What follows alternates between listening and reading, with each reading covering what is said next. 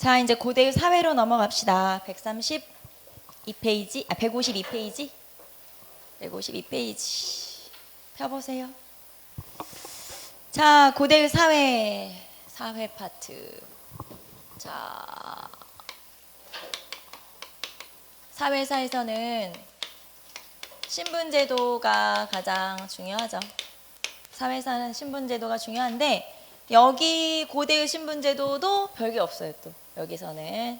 그래서 고대의 신분제도가 중요하고, 고대의 사회에서는 제일 중요한 개념이 골품제. 시험에 가장 많이 언급되는 게 골품제도고요. 그 다음에 고구려와 백제에서는 형벌제도. 네, 형벌. 형벌을 통해서 그 나라를 구별하는 거. 이 정도만 보시면 돼요. 그래서 여기에서는 신분제도 하고, 그 다음에 골품제도 정도 정리하시면 되겠죠?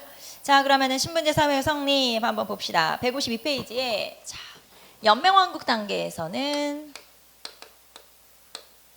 연맹왕국 단계에서는 4개의 신분제도가 있었어요. 이 4개의 신분제도는 뭐뭐였냐? 첫 번째, 가나 대가가 있죠.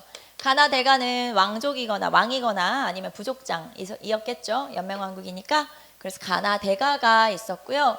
자, 두 번째는 호민이라고 할 수 있죠. 호민은 상층 농민이라고 볼 수 있으니까 지배층이죠. 농민인데, 그래서 이 사람까지는 생산활동을 하지는 않아요.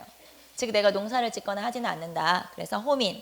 자, 그 다음에 그 아래쪽에 하호라고 하는 농민이 있어요. 하호는 말 그대로 하층 농민이라고 볼 수 있죠. 그래서 이 사람들은 생산활동에 종사하는, 그러니까 농사를 직접 짓는 그런 농민들이 되겠죠. 자, 그 다음에 마지막에 노비. 자, 하호가 그러니까 최하층이 아닌 거죠. 그 밑에 노비가 하나 더 있기 때문에. 그래서 가나 대가, 그 다음에 호민, 그 다음 하호, 노비, 이런 식으로 구성이 되는구나 라는 걸 알 수가 있어요. 자, 그런데 우리는 이제 고대 국가로 넘어왔죠. 고대 국가면 중앙집권국가, 고구려, 백제, 신라. 자, 그럼 이렇게 4개의 신분제도가 3개로 정비가 새로 된 거예요. 자, 그래서 첫 번째는 왕족을 포함한 귀족, 두 번째는 상민, 평민이 되겠죠. 평민. 그 다음에 천민은 뭐 대부분은 노비이겠죠. 자, 그래서 귀족, 그 다음에 평민, 상민, 그 다음에 천민, 노비가 가장 대표적으로 천민. 자, 이렇게 구성이 되죠. 그래서 이렇게 신분이 3가지로 정비가 된다. 자, 여러분 책에 보시면은 153페이지에 자, 고대의 신분제도라고 되어 있죠. 그리고 고대의 신분제도의 특징이 나와 있고요. 자, 봅시다. 첫 번째, 엄격한 신분제도, 신분제 사회이다. 신분제도가 엄격하다는 건 신분 상승이 거의 어렵다. 이렇게 볼 수 있고요. 두 번째는 친족 공동체 사회다. 그래서 지배층을 대상으로는 성이라고 하는 거 우리 이름 앞에 붙이는 그런 친족을 나타내는 표식이 있잖아요. 뭐 김가, 이가 뭐 이렇게. 그래서 이런 성을 지배층을 대상으로 성을 사용하기 시작한 게 바로 삼국시대고, 나중에 고려로 넘어가면 대부분의 계층에서 다 성을 사용하게 되죠.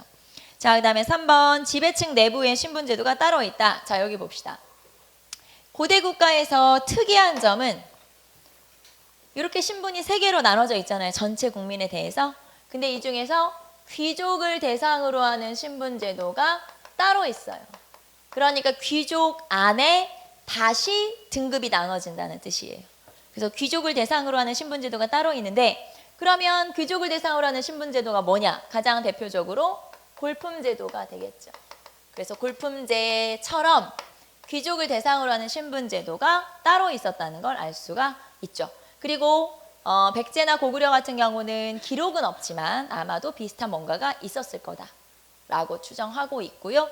골품제도가 아무래도 기록으로 많이 남아있기 때문에, 그래도 이제 좀 남아있기 때문에 우리가 골품제도는 좀 디테일하게 자세히 배울 거고요. 어쨌든 여기서 특이한 거는 귀족만을 대상으로 하는 신분제도, 즉 귀족 안에 등급이 따로 나눠져 있고, 그래서 그게 좀 독특한 점이다 라는 걸 알 수가 있죠.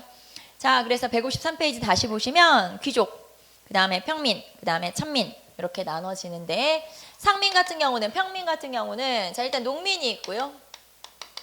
상인이 있고, 그 다음에 수공업자가 있겠죠. 그리고 이제 통일신라로 넘어가면 향부공민이 여기 또 들어가겠죠. 이런 식으로 평민. 평민은 대부분 자유민이고 세금을 내야 되는 그런 계층을 얘기하는 거고요. 자, 그다음에 천민은 대부분 노비에 해당되죠. 그래서 맨 마지막에 노비가 대부분이다. 자, 한 장 넘기시면, 자, 그럼 이제 노비 얘기를 조금 해봅시다. 자, 노비는 원래 어떤 사람들이 노비가 되냐? 일단 세습노비가 있어요. 세습노비라고 하는 건 우리 엄마 아빠가 노비여서 내가 노비. 그 다음에 형벌노비가 있어요. 예를 들면 사람을 죽이면 그 사람을 죽인 사람은 죽이고 가족은 노비로 삼는다. 이런 식으로 형벌노비가 있을 수 있죠. 자, 그 다음에 삼국이면 아무래도 전쟁을 많이 하니까 전쟁노비가 있겠죠. 전쟁노비는 포로노비라고 볼 수가 있겠죠. 그래서 포로로 잡힌 사람은 노비가 되는 경우가 있으니까. 자, 그리고 부채노비. 부채노비라고 하는 건 부채는 빚이에요, 빚. 빚을 져가지고 내가 그걸 못 갚으면 노비가 되는 경우가 있죠. 자, 그래서 세습노비, 그 다음에 형벌노비, 부채노비, 전쟁노비 이런 경우가 있어요. 자, 이 중에서 삼국 통일 전에는 어떤 노비가 많았을까요? 삼국 통일 전에는 어떤 노비가 많아요? 이 중에서 전쟁노비가 많았겠죠. 왜냐하면 전쟁을 많이 하고 포로로 잡히면 그 사람들이 노비가 되는 경우가 있기 때문에 통일 전에는 전쟁 노비가 많았어요. 그런데 통일 이후에는 전쟁이 거의 사라져버린 거죠. 없어진 거죠. 그러면 전쟁을 안 하면 포로 노비가 되기가 어렵고, 그러면 통일 후에는 뭐가 많아지냐? 이 중에서는 부채 노비, 내가 돈을 못 갚아서 노비가 되는 경우가 많아요. 그래서 전쟁 노비 같은 경우는 통일 전, 이 사람들은 주로 통일 전에 많고, 그 다음에 통일 후에는 부채 노비가 훨씬 늘어나게 된다. 그래서 부채노비와 전쟁노비가 이런 개념이구나 라는 걸 알아두시면 되겠죠. 154페이지 보시면은 동그라미 2번 맨 위에 부채노비와 전쟁노비 나와 있어요. 자, 그 다음에 고대의 노비 신분이라고 해서 밑에 이제 어떤 경우가 노비가 되고 노비는 어떻게 다루고 이런 것들이 나와 있으니까 한번 읽어보시고요. 자, 그 다음에 제 2절로 넘어가면 삼국 사회의 모습이죠. 삼국 사회는 기록으로 많이 남아있지 않는 고구려랑 백제를 한번 살펴볼 건데, 이 고구려와 백제에서 특히 중요한 개념은 형벌이에요. 형벌을 가지고 고구려랑 백제를 구분하는 문제들이 출제가 되죠. 그러니까 형벌을 제시하고 이 제시된 형벌이 있는 그 나라에 대한 설명이 뭐냐, 즉 고구려냐 백제냐 이렇게 물어보는 경우가 있죠. 자, 일단 고구려부터 한번 쭉 봅시다. 사회 기풍부터 나와 있죠. 고구려는 우선 처음부터 전쟁을 많이 하던 나라잖아요. 약탈 경제에 엮기도 했으니까. 그러다 보니까 주로 씩씩한 기풍. 그래서 항상 인사를 할 때도 절을 할 때도 한쪽 다리마저, 그러니까 우리 왜 두 다리 다 내려서 절을 하는데 고구려 같은 경우는 한쪽 다리는 세우고, 그러니까 한쪽만 내리고 이렇게 절을 했다는 거예요. 무슨 말이냐면 금방 일어날 수 있게 항상 전쟁에 대비하는 그런 모습이다라는 거죠. 그래서 고구려는 좀 그런 나라구나, 약간은 상무적이라는 게 싸우는 거를 좋아하는 뭐 이런 뜻이거든요. 그래서 그런 국가구나라는 걸 알 수가 있죠. 자, 그 다음에 법률이 중요하다고 했으니까 법률, 형벌 봅시다. 자, 법률은 매우 엄격하다. 그래서 자, 법을 어기거나 질서를 해치는 자가 드물었다. 자, 우리 앞에 다른 기록에는 뭐라고 나와 있었냐면 제가 회의에서 결정을 해요. 그 범죄를 저지른 사람에 대해서. 그런데 제가 회의에서 결정을 하고 대부분은 어떻게 처리하냐? 대부분은 죽여요. 그렇기 때문에 고구려는 뭐가 없어? 감옥이 없다. 왜 감옥이 없냐면 가둘 필요가 없어. 다 죽여버리기 때문에. 그래서 굉장히 형벌이 엄격하기 때문에 대부분은 형벌을 지키는 편이다 이 말이죠. 어기는 경우가 거의 없다. 자, 일단 내용을 한번 보도록 할까요? 155페이지 내용으로 한번 가보세요. 반역을 꾀하거나 반란 일으킨 자는 화형에 처한 뒤에 다시 목을 베었고, 자, 반역이나 반란은 화형을 처한 뒤에 다시 목을 베었다. 자, 그리고 가족은 노비로 삼았다. 연좌를 알 수가 있죠. 적에게 항복한 자나 전쟁에서 패한 자는 사형, 역시 사형에 처하고, 도둑질한 자는 12배로 배상한다. 자, 도둑질한 자는 12배로 물어줘요. 일책 12법. 요건 우리 앞에서 부여 고구려의 공통점이었죠. 일책 12법이라는 걸 알 수가 있고요.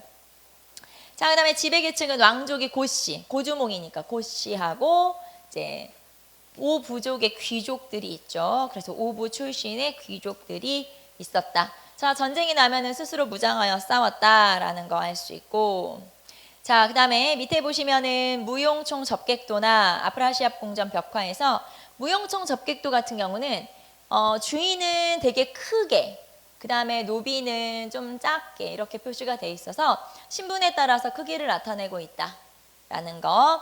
그 다음에 두 번째 아프라시아 군정 벽화에서 요거는 뭐냐면 이제 우즈베키스탄, 그러니까 중앙아시아 쪽에 사신들이 파견이 됐고 그 사신의 모습을 그림으로 그려놓은 거거든요. 그러면 이 중에서 우리나라 사람은 누구냐? 우리나라 사람은 이 고구려 같은 경우는 모자를 쓰는 걸 되게 좋아하고요. 모자에 깃털 같은 걸 꽂아서 장식을 하는 걸 되게 좋아해요. 그래서 맨 오른쪽 두 명의 인물이 나오죠. 거기 보시면 모자를 쓰고 있고 모자에 깃털을 꽂아서 장식을 하고 있으며 긴 칼 같은 거 차고 있지 않아요?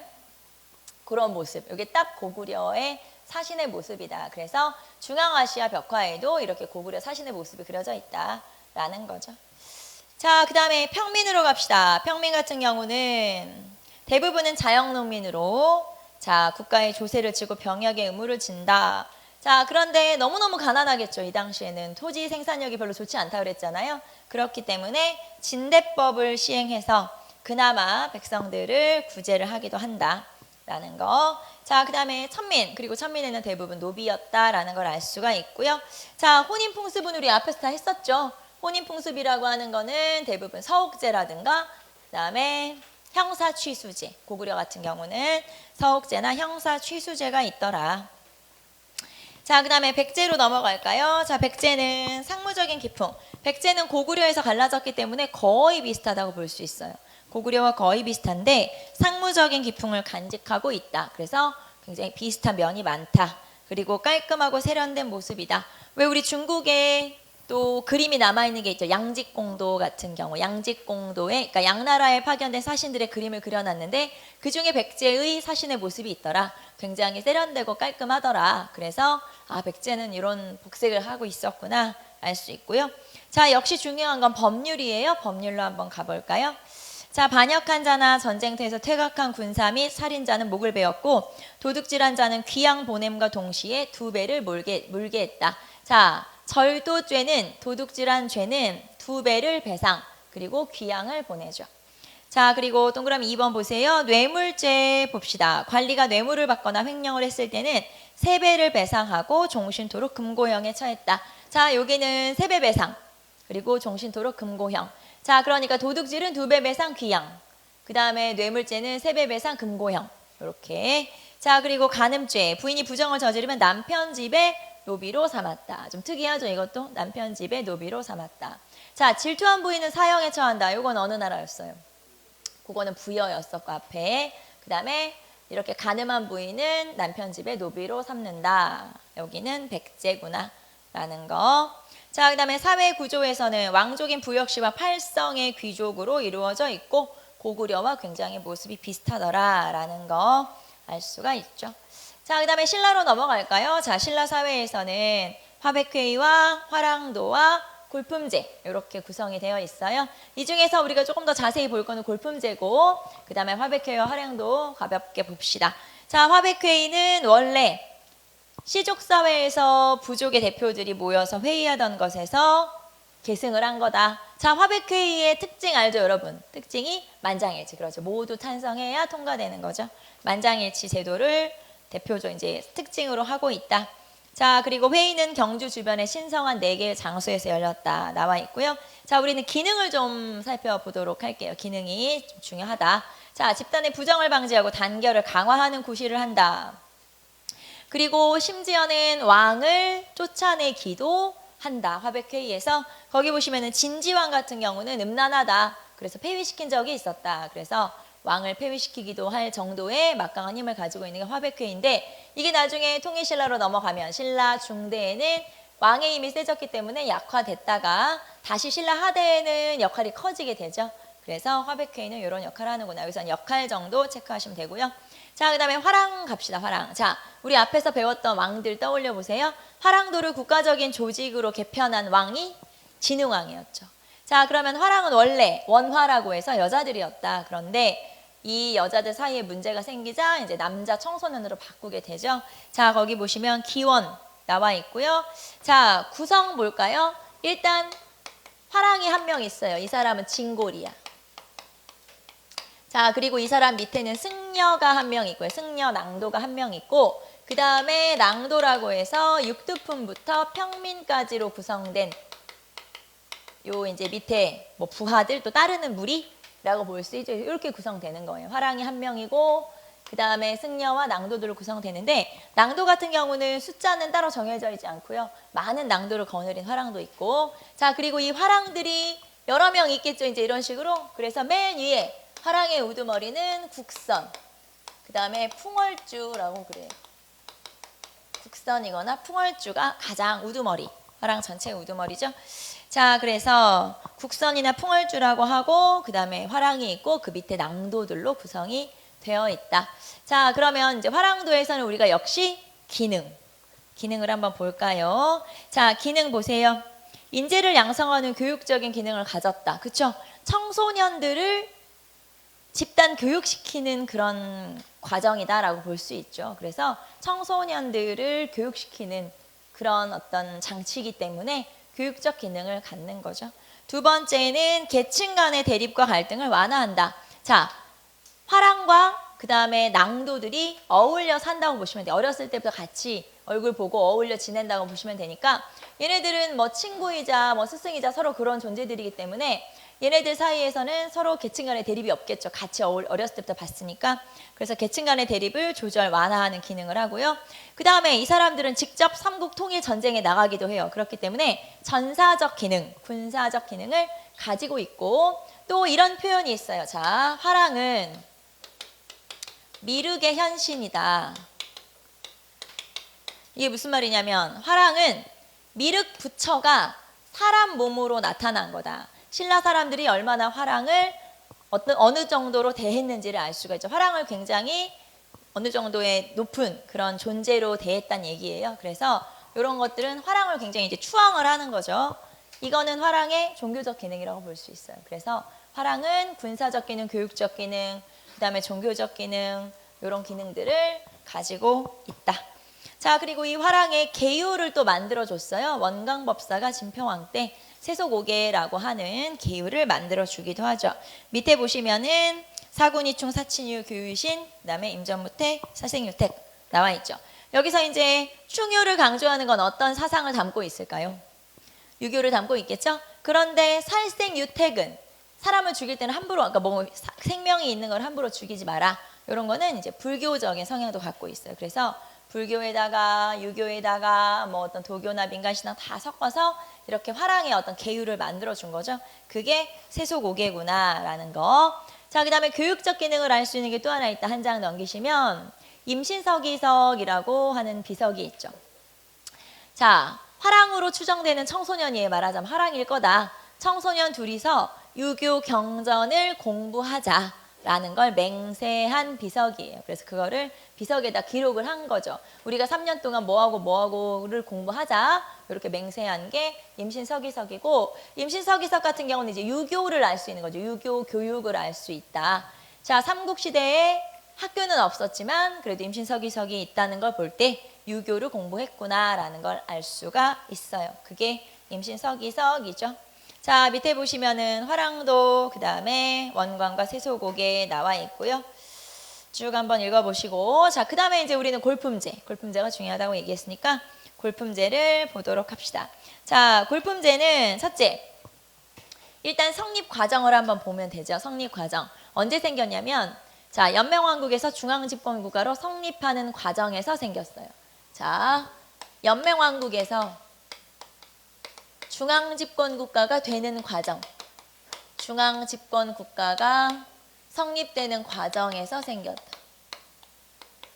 자, 신라라고 칩시다. 신라는 6개의 부족으로 이루어져 있던, 육부로 이루어져 있던 나라니까 자, 이렇게 육부로 이루어져 있던 나라가 중앙집권국가로 성장했는데 중앙집권국가로 성장하려면 이 중에서 왕의 권한이 세지면 되잖아요. 그래서 왕의 권한이 세지는데 그러면 왕의 권한이 세지니까 그전에는 다 비슷했던 부족장들이 이번에는 왕 밑에 귀족으로 편입이 되는 거예요. 귀족이 되는 거죠. 그러니까 왕한테 가서 왕의 신하가 되는 건데 그럴 때 이렇게 부족장이 귀족으로 편입이 될 때 이 부족의 크기에 따라서 부족장의 등급을 다르게 정한 거예요. 예를 들면 육두품은 큰 부족의 부족장, 사두품은 작은 부족의 부족장. 이런 식으로 차등 서열을 정한 거죠. 차등 있게 서열을 정해서 골품 제도를 마련한 거예요. 이런 식으로 이루어진 제도, 즉 연맹왕국에서 중앙집권국가로 성립하는 과정에서 생긴 거. 그런 제도를 골품제라고 하죠. 자, 그리고 두 번째 특징은 골품제라고 하는 건 단순히 정치적 활동을 제약하는 그런 장치가 아니다.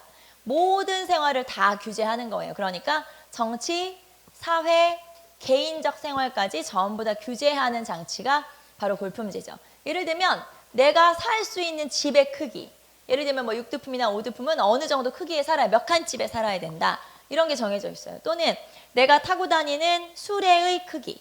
그러니까 지금으로 하면은 자동차 배기량이 되겠죠. 너는 몇천 cc까지만 타. 뭐 이런 거죠. 말하자면 지금으로 바꾸면 그런 거예요. 너는 뭐 2000cc 이상은 타면 안 돼. 뭐 이런 게 정해져 있다는 거예요. 그래서 그런 수레의 크기 또는 나의 복색, 뭐 어떤 장식을 하고 무엇을 입고 이런 것까지도 전부 다 규제하기 때문에 단순히 그냥 정치 생활을 규제하는 그런 장치가 아니고 정치, 사회, 개인적 생활까지 다 규제하는 그런 제도다라고 하는 게 바로 골품제다라는 거죠. 자, 그래서 158페이지 보시면 성격이라고 나와 있는 게 그거예요. 일상생활까지를 전부 다 규제하는 거구나 라는 걸 알 수가 있죠. 자, 그래서 159페이지 사료를 보시면 골품제의 생활 규제도 나와 있죠. 네, 너는 뭘 할 수 있고 뭘 할 수 있고 이건 안 되고 다 정해져 있다는 거예요. 자, 그 다음에 이제 우리는 구성으로 한번 가볼까요? 자, 골품제라고 하는 건 골품제잖아요. 그래서 골제하고 두품제로 나눠져요. 골제하고 두품제로 나눠지죠. 자, 그래서 골제와 두품제로 나눠지는데, 자, 그러면은 골제는 다시 두 개로 나눠지죠. 그래서 성골과 진골로 나눠져요. 그 다음에 두품제는 6두품부터 6두품, 그 다음에 5두품, 4두품, 3두품, 2두품, 1두품 이런 식으로 나눠지죠.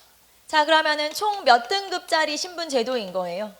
총 8등급짜리 신분 제도인 거죠. 그래서 총 8등급으로 이루어진 신분 제도구나 라는 걸 알 수 있고, 자, 이 중에서 여러분이 꼭 알아야 된다는 게 진골하고 6두품.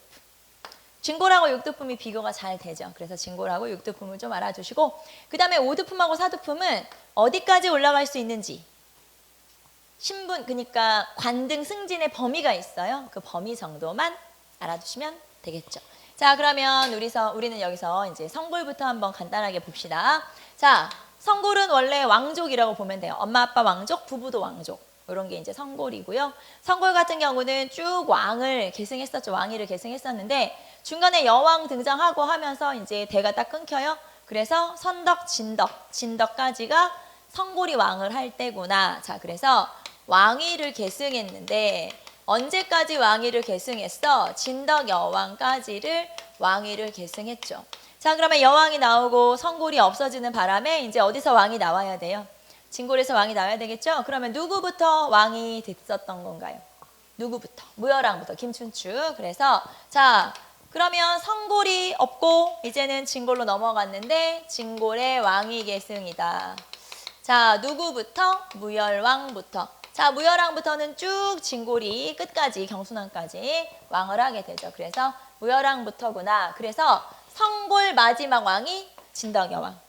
그 다음에 진골 최초의 왕, 즉 중대 최초의 왕이 무열왕, 이렇게 볼 수 있겠죠. 그래서 진골. 자, 그러면은 진골은 이렇게 왕위를 계승할 수도 있지만 진골 같은 경우는 최고 귀족이기 때문에 그만큼 할 수 있는 관직이 많죠. 자, 그러면 진골이 독점하는 게 뭔지 봅시다. 일단 5관등 이상을 독점해요. 5관등 이상을 독점한다. 그러니까 5, 4, 3, 2, 1관등은 모두 다 진골만 할 수 있다.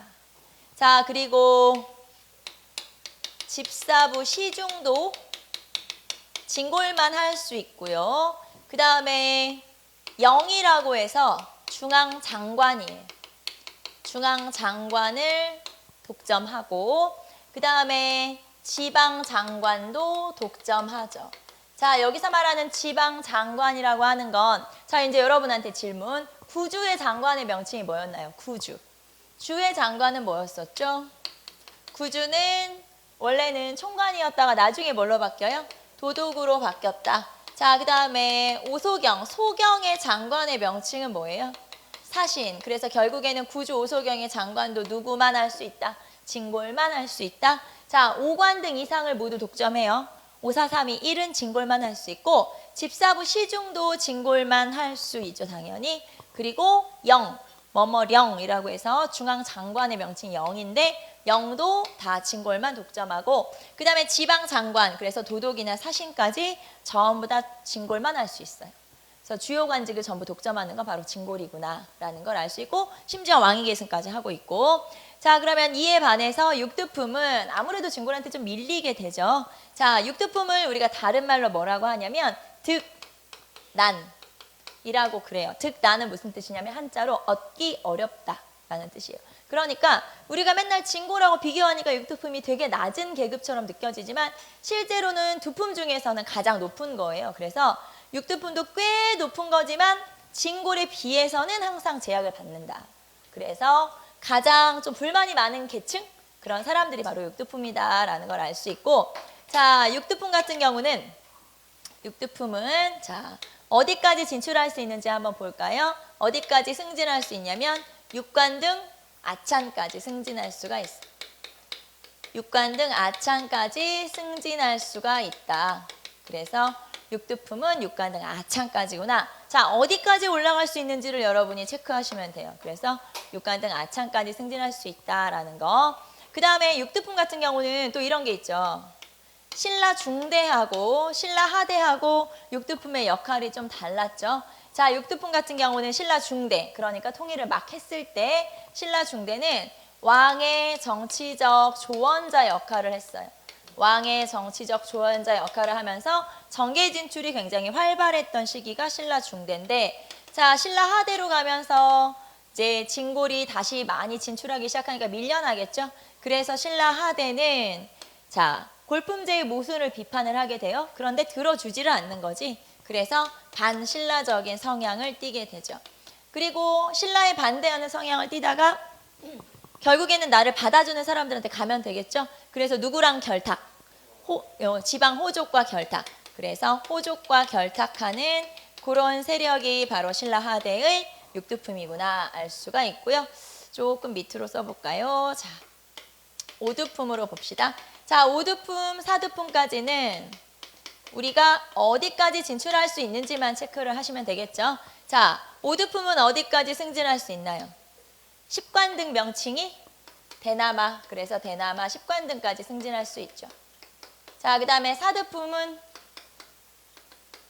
자 12관등 대사까지 승진을 할 수가 있어요. 그리고 마지막에 우리 3, 2, 1두품 있었죠. 자, 3두품에서 1두품까지는 통일 후에 평민화돼요.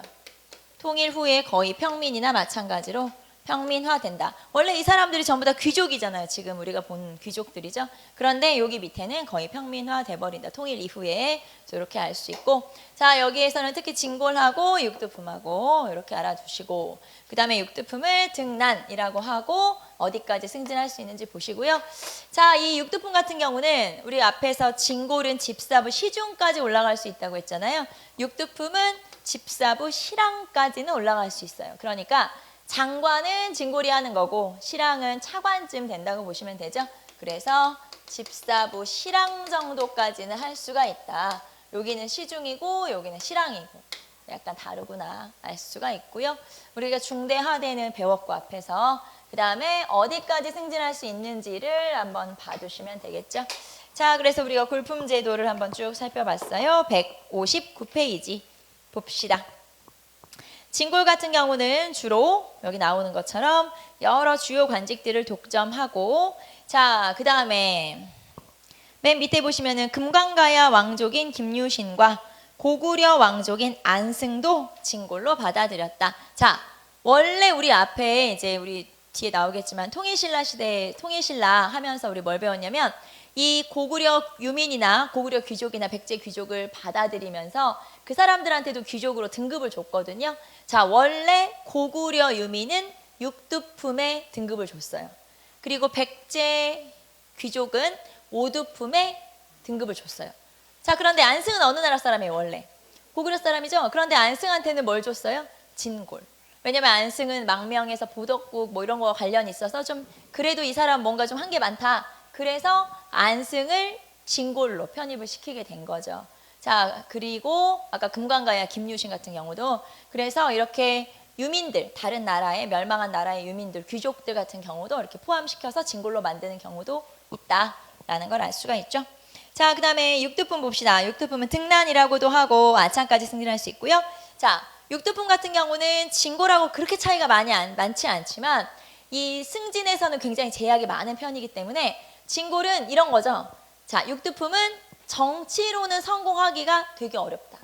그렇죠. 정치로 내가 올라가지 못하는 등급이 많으니까 자, 나는 정치로는 안 되겠네. 자, 그럼 나는 뭐 하지? 나는 그러면 공부해야지. 그래서 당나라를 유학을 가거나 학문 공부를 하거나 아니면 스님이 되는 경우도 있어요. 원용처럼. 그래서 주로 공부를 하거나 아니면은 종교 스님이 되거나 그래서 정치는 안 되니까 학문과 종교에 힘썼다라는 게 그런 뜻이에요. 공부하거나 아니면 승려가 돼버리거나 그런 경우가 있었다.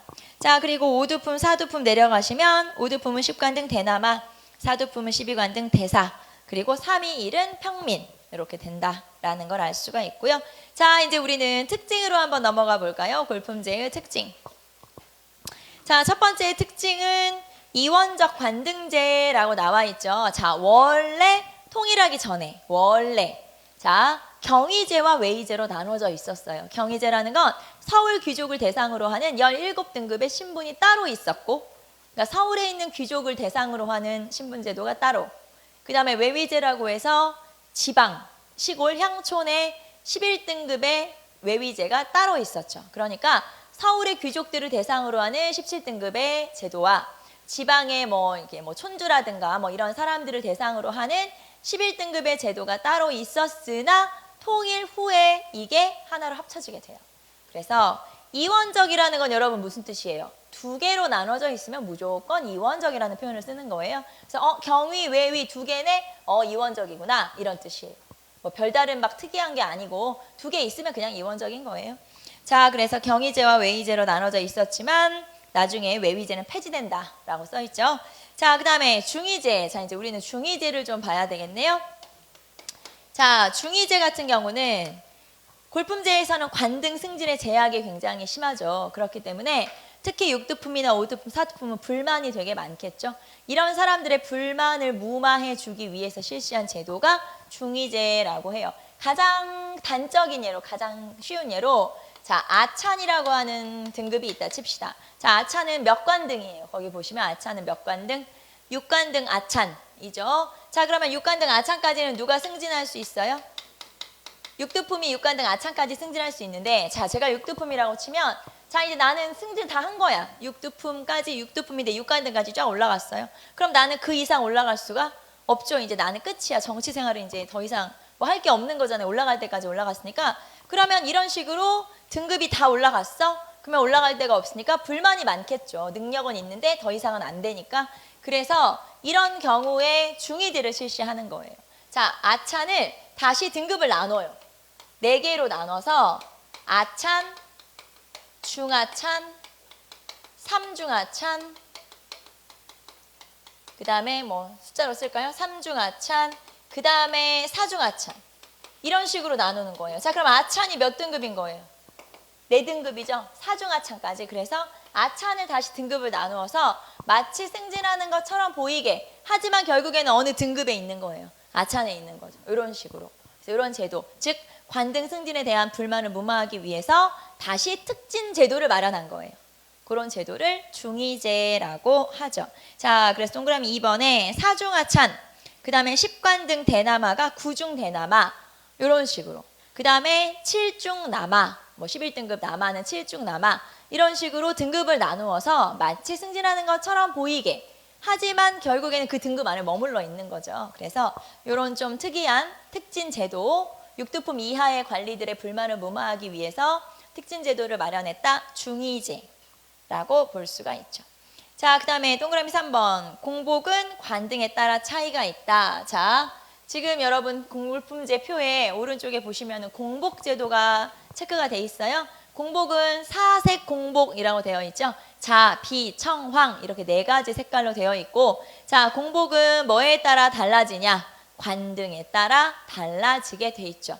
여러분 골품제를 표를 보시면 왜 관등에 따라 달라지냐? 자, 만약에 골품에 따라 관등이 달라지면 진골은 같은 색 옷을 입어야 되겠죠.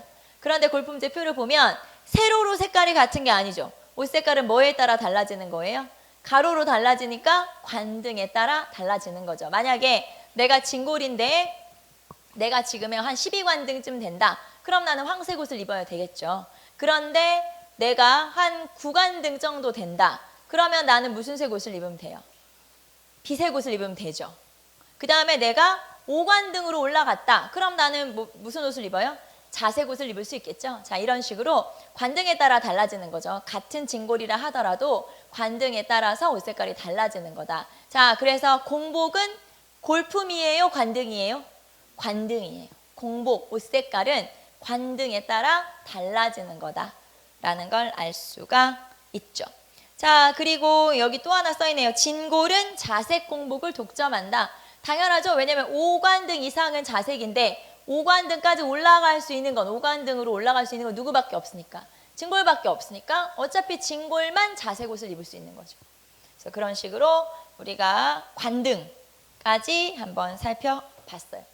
쭉 한번 나머지 읽어보시고 자 여기까지 이제 신라 통일신라 전에 신라 통일 전에 사회 모습이고 자 그다음에 3절로 넘어갑시다. 남북국 사회의 모습이죠.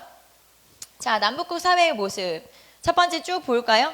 네 여기도 별거 없으니까 우리가 앞에서 다 본 거니까 자 민족 통합 정책 아무래도 삼국을 통일한 이후에는 사람들이 어떤 생각을 가지고 있었냐 아 우리가 같은 민족 같은 나라구나 이런 생각을 가지고 있었어요. 거기 보시면 일통삼한 또는 삼한인 일통사상을 가지고 있다.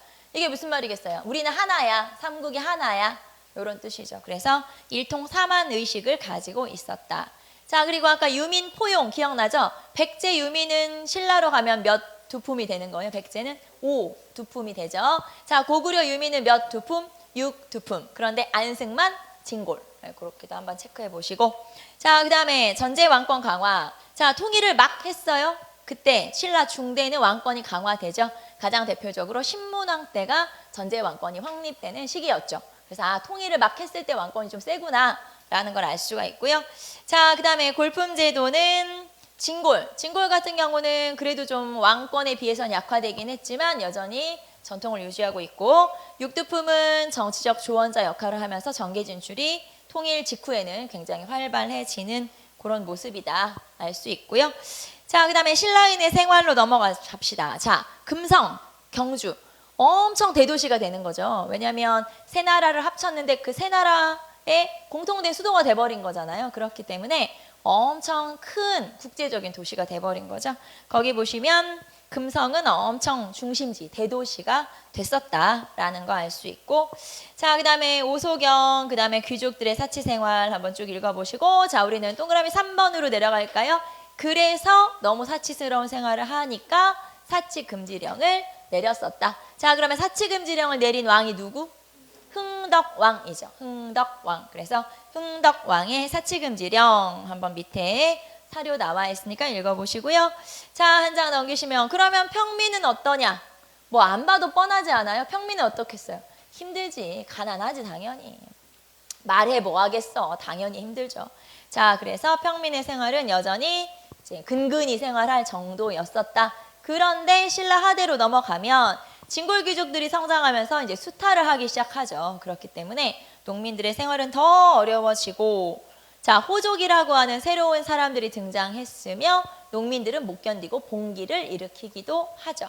그래서 그런 내용들 한번 보시고 자 165페이지로 넘어가시면 농민봉기. 농민들이 너무 힘들고 먹고 살기 힘드니까 봉기가 일어나는데 자, 이 신라 말기에 가장 대표적인 봉기는 원종과 애노의 난. 그렇죠. 원종과 애노의 난, 적고적의 난 이런 반란들이 가장 대표적이다. 자, 거기 보시면 사료탐구에 자, 통일신라 말기에 반란 나와 있죠. 자, 첫 번째 사료에 보시면 진성왕 3년이라고 되어 있어요. 진성왕 누구예요? 우리 아는 진성여왕. 그렇죠. 진성여왕. 그래서 진성여왕이 제일 엉망이었는데 그때 원종과 애노가 사벌주, 상주에서 반란을 일으켰구나라는 거 알 수가 있고 이 비슷한 시기 진성여왕 때 적고적의 난도 있었어요. 적고적이 뭐냐? 빨간 바지 입은 애들. 네, 그렇죠. 그래서 붉은색 바지를 입고 있기 때문에 적고적의 난이라고 부르기도 하죠. 자, 그래서 신라 하대는 이렇게 사회가 지금 이제 무너져 내려가고 있구나, 무너지고 있구나. 라는 걸 알 수 있고 자 그다음에 이제 발해 사회로 한번 넘어갑시다. 발해는 지배층과 피지배층의 이중적 구조, 이원적 구조로 되어 있죠. 지배층은 고구려인이고 피지배층은 말갈족이에요. 자 말갈족 같은 경우는 유목민족이고 부족들이기 때문에 이 사람들은 또 나름대로 자기들의 전통을 그대로 유지하고 있더라라는 거죠. 자 그다음에 발해의 삶의 모습, 발해도 점점점 성장하고 유교도 발전하여 중국으로 유학생을 보내기도 하고 빈곤과에 합격을 하더라 라는 내용이죠. 그래서 뭐 별건 없죠? 네. 자, 지금 우리가 삼국의 사회하고 남북국의 사회를 했는데 이 중에서 가장 중요한 거는 아까 우리 고구려와 백제의 형벌 구별하는 거. 그죠? 그거 체크 한번 해보시고 그 다음에 제일 중요한 건 골품제. 그죠? 골품제를 잘 체크해 놓으시면 돼요. 자, 그래서 우리가 고대의 사회 파트도 끝났고요. 우리 잠깐 쉬었다가 고대의 문화 파트로 넘어가도록 할게요. 잠깐 쉽시다.